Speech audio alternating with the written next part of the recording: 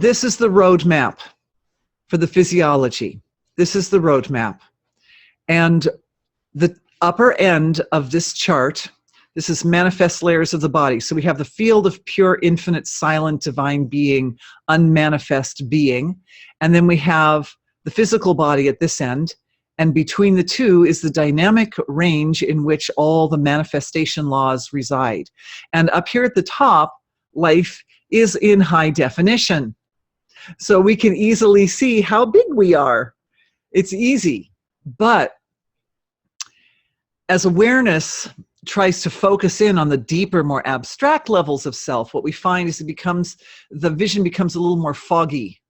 And it's the fogginess or the abstraction of the deeper levels of what we are, of our own bodies, which has created kind of a little mental, emotional barrier for people over the centuries, because it's easy peasy to measure stuff at the physical level.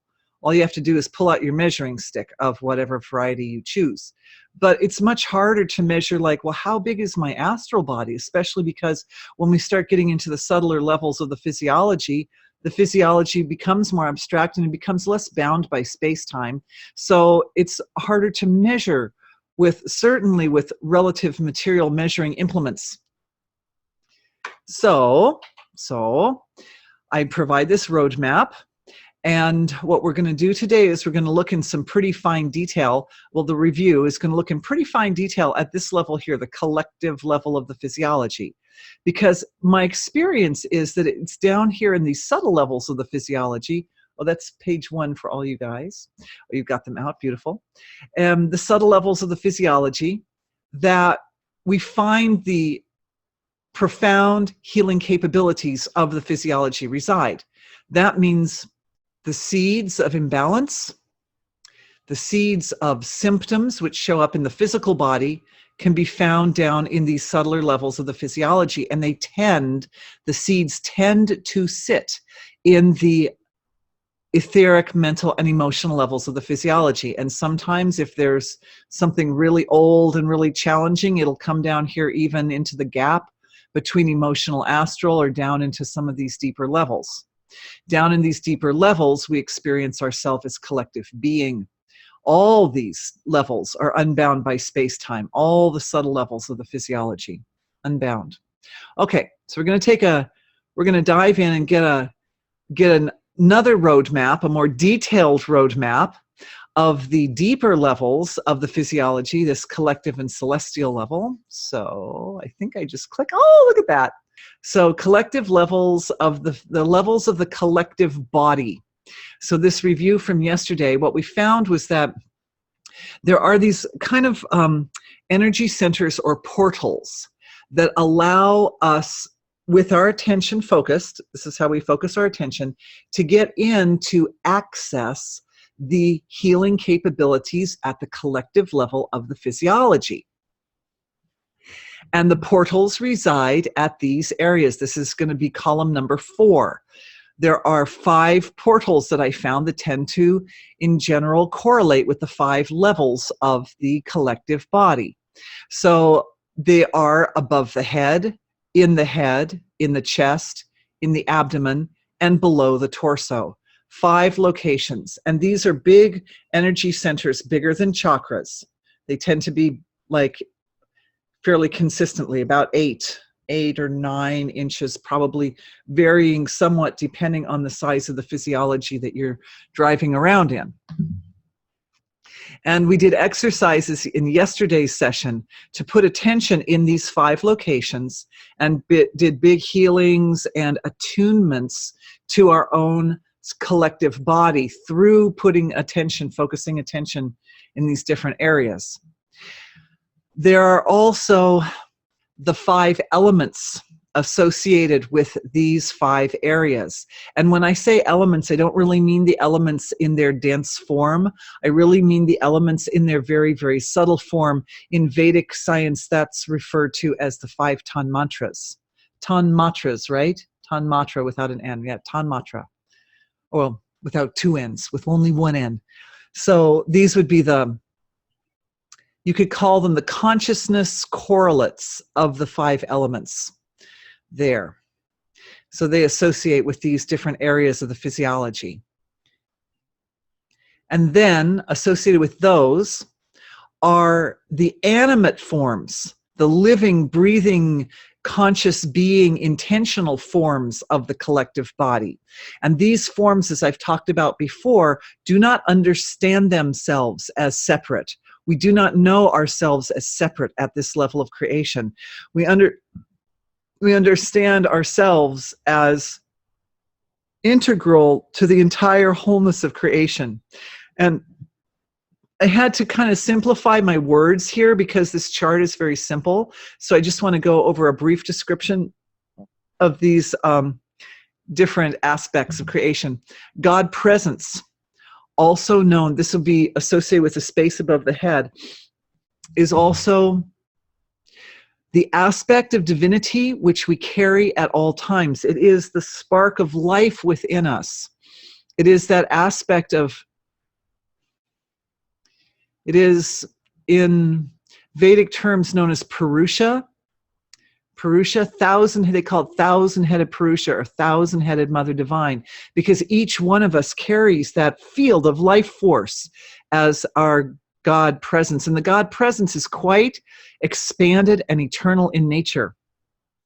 It connects throughout history, the whole history of the whole universal creation. It is the part of us that keeps us intimately connected to the goal, to our alignment with cosmic evolution. It's the part of us that knows cosmic evolution as intimately as it knows one's own individuality. And therefore, that's kind of like our anchor to being. So that's the being level. And these are over here on this last column, on column 1, for those who are looking on papers, are arbitrary names that I gave to these 5 levels of the collective body, just so that it was like we could identify them easily. Next level up says the word gods, but this level is kind of, we could call it the God presence of larger forms of creation. We could call it the God presence, like we individually have our own God presence, but the gods have their own, for instance, the quality of creation has its own God presence. The quality of destruction has its own God presence. The quality of maintenance has its own God presence. So these are kind of like animate forms of these values of creation.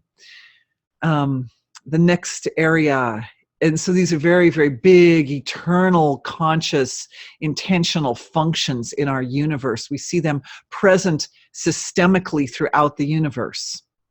Angelic kingdom is a more kind of broken into more detailed level of the animate forms, and that includes angels and archangels and various beautiful fine creation forms.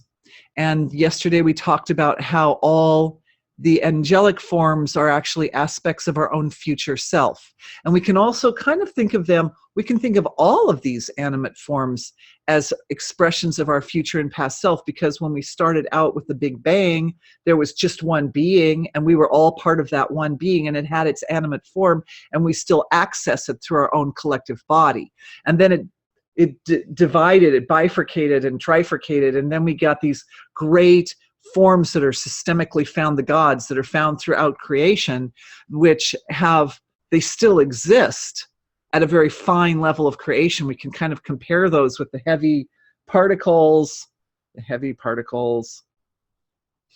That's why I've got the spins over here, because these spins are associated. That's the last column for everybody. That's associated with these quantum particles or modes of the superstrings, which are the physicists identify as foundational to the manifested creation. Anyway, so the gods, then the angelic kingdom, and I didn't say this yesterday, but I really wanted to say it, when we put our attention on our own being in the past, and we heal ourselves in the past, little child self, which is how we started yesterday's healing session. When we do that, the little child self experiences the present self as an angel. I think I need to say that again because it's important.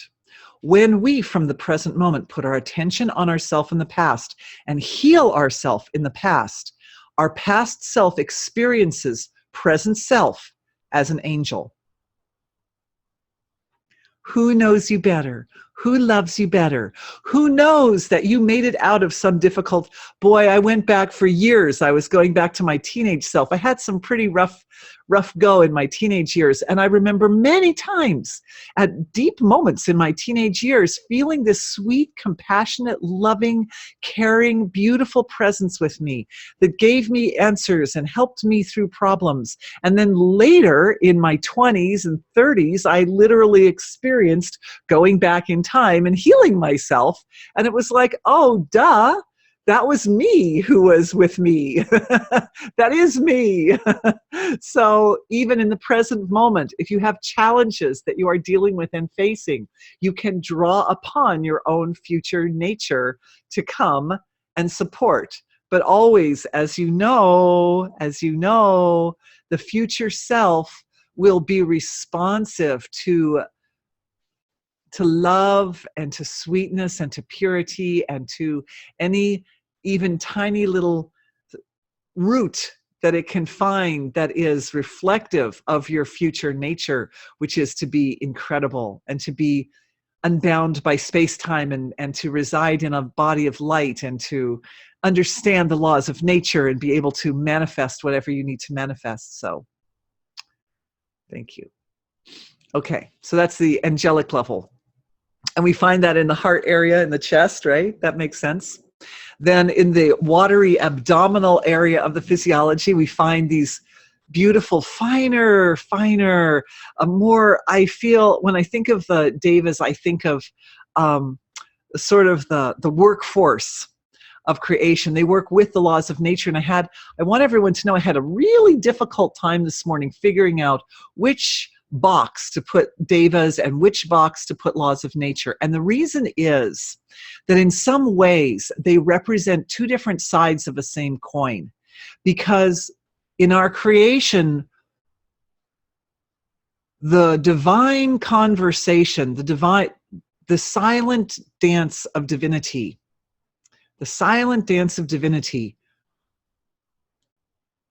weaves between order and chaos. So when we think of laws of nature, we think of order. And when we think of the Devatas, we think of maybe not so much chaos, but more like nature, like, the surprise. They can bring in the surprise elements and so forth. And same here, the gods have a kind of an orderly element to them. They function according to very specified laws of nature. I'm trying to make this orderly for everybody, but there's a certain degree of interlacing of all of these levels of self, because I definitely experience the collective level of the physiology as like a woven web. Oh, we've got some questions. Oh, okay, cool question. So on which level are ascended masters found? Oh, that's a good question. And I was actually thinking about that. I can't minimize that. So I'm going to go like this. See, that's why actually this question leads into this last point I was making of that there's kind of a mixing together of these levels of the self. Oh, look, 5 of them. They're mixing together. And my experience is that the ascended masters tend to sit in the area.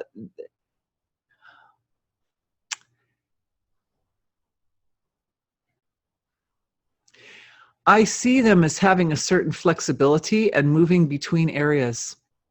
From the area between what we think of as the gods through the other, like the 4 denser levels. And I can go back to screen share if we want, but I need to ask these questions, so hang on. Then the second one was to please exit my Skype. We did that. And the other one was just a comment that it was very beautiful. Thank you. Okay, I love you guys. All right, so Okay, so that's the review from yesterday. The review, just in brief, the review of the healings from yesterday are that we did a lot of work for our little tiny child self. And we went back and did some really beautiful, fundamental, important work. I think there would have been, I would say there was an overall theme of recognition, validation, understanding, because for children, it's one of the biggest challenges for them. They come in evolved beings. They come in, we come in little tiny bodies that can't do as much as grown-up bodies, but we don't come in dummies. We come in brilliant. We come in as very pure representatives of divine being. And a lot of times children's suggestions and ideas and concepts get they're like that little my little Skype box down there. They don't get noticed by the grown-ups because the grown-ups are very enmeshed in the relative well-defined level of their own nature. And children are seeing that whole field. We can go back to share screen in the previous, this one. Children come in and they're experiencing that whole themselves in their wholeness. And grown-ups tend to be very caught up in the highly defined relative levels. You know, God bless our parents. And for the ancestors, God bless all the ancestors. They had to in order to survive. So the children are actually the holders or the custodians of the level of experience of creation that incorporates or embraces even these subtle levels of the self. Children are cool. Okay, so that happened. And then the other thing that happened, this was a big aha moment for me last night, and I wasn't sure if I shared it that much with people, but it was going on inside of me, and that was, I realized that every human experience is an experience of divinity self-interacting. But I realized that what I saw was a more intimate connection between my divine self-interacting field and your divine self-interacting fields, and realizing that that level of interaction is extremely integrated. Extremely integrated.